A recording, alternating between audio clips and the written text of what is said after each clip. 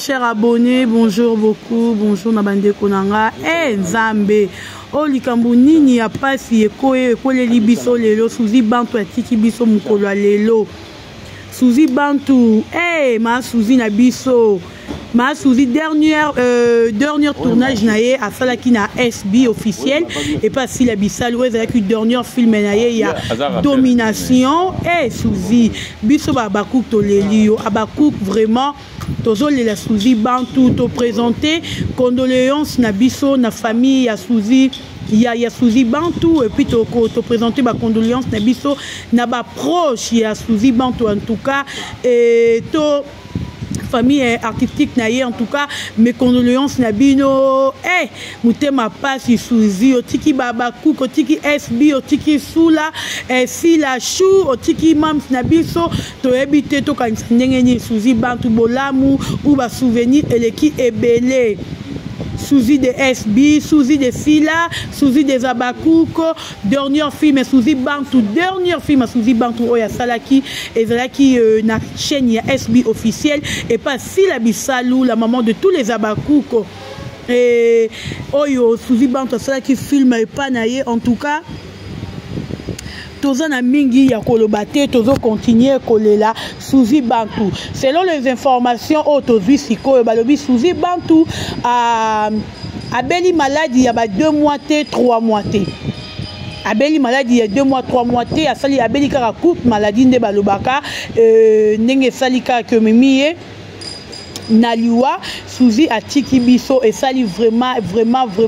et pas si pourquoi artiste et comédien bazako kufa pourquoi artiste et comédien bazako tika biso et le nini zako sala artiste et comédien ba kufa na nemoko chute chaque année tozako kufa la artiste et comédien c'est chaque année tozako kufa la grand star ya mboka na biso pourquoi ça mon Dieu qu'est-ce qui se passe yango nazako senga ba comédien to lingana ba comédien bozana bolingo ba comédien bolinga rozala vrai entre bino ba comédien bolinga bo vivre na bo solo entre bino et lokoyo et sali pasi et pesi pasi Suzi Bantu o azalaki na batu nyonso Suzi Bantu o azalaki ami à tout le monde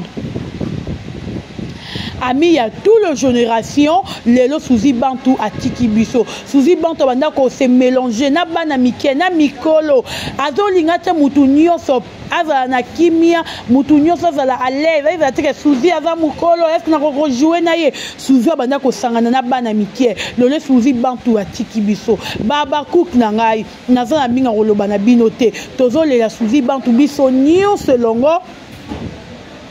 na Sila Bisalou biso tout elongo na mams na biso elongo na baba cook nyonso ya monde tozole la Suzi Bantu ça fait trop mal trop très même mal et comme on a artiste à munene lokola Suzi Bantu toyoki ye na problème te toyoki ye madame toyoki ye na ka maladie te toyoki ye na problème te lelo Suzi Bantu atiki biso a blessé mitema ya ba comédien a blessé mitema ya ba fan na ye ba fan ya Suzi Bantu tozala kaka makasi ba fan ya Suzi Bantu to simana tolela Suzi Bantu na kimia mingi ngana koma kobeta 7 plus et pas na biso ba panzi sango marakuja te nasa nana nga betara musique to beta e ke groni nga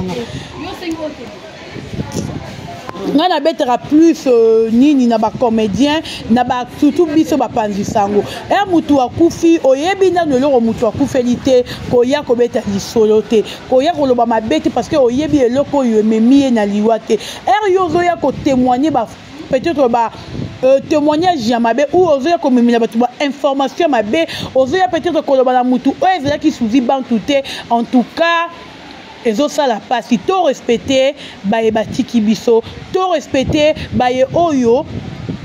bazali susu na biso te Suzi Bantu mutu ya tout le monde Suzi Bantu mwasi makasi Suzi Bantu artiste ya kala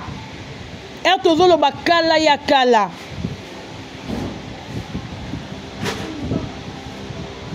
donc et ça li pasi mais toza na choité tozo lela kaka Suzy Bantu mes condoléances encore na bandeko nyonso batutu oyo bazalaka na Suzy Bantu ba comédien en tout cas famille na ye topesi bino mes condoléances abakuku rester branché nazo kende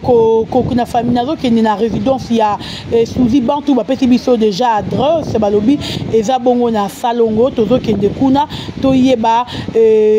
a maladie yango ezalaki maladie nini parce que toki kaka ne président lobi que maladie ezalaki kaka ya mukie ya temps ebele te ememi na liwa mututu a souhaitera liwa te mais liwa eyaka Dieu a donné nzambe pe mutu azwaka donc nzambe pesaki biso Suzy Bantu nzambe pe mutu azui Suzy Bantu lokola nzambe mutu azui Suzy Bantu biso tokobundisa nzambe te tocombattre nzambe te tokokondamner pe nzambe te parce que ertokufara ezalaka na ngonga na biso ertokufara ezalaka nzambe ne mutu alobaka ke mutu oyo lelo fa kufa lobi d'orchestre boyoko osoka kufi eza nzambe eza nga te parce que mutu akoponela nga jour te date te nzambe ne mutu ayebaka date ya mutu nyonso. Donc merci na batutu o bakolanda vidéo oyo merci na ba comédien tout merci na ba bakuko merci na ba gaulois batu nyonso oyo balingaka Suzy Bantu na oki susu pasi poza ozongisa même ba film poza kozongisa même ba film ya Suzy Bantu oyo a jouaki na kati ajouaki na kati ya SB en tout cas pasi na mutema. Merci beaucoup na bandeko nyonso tokutani à la prochaine. Merci.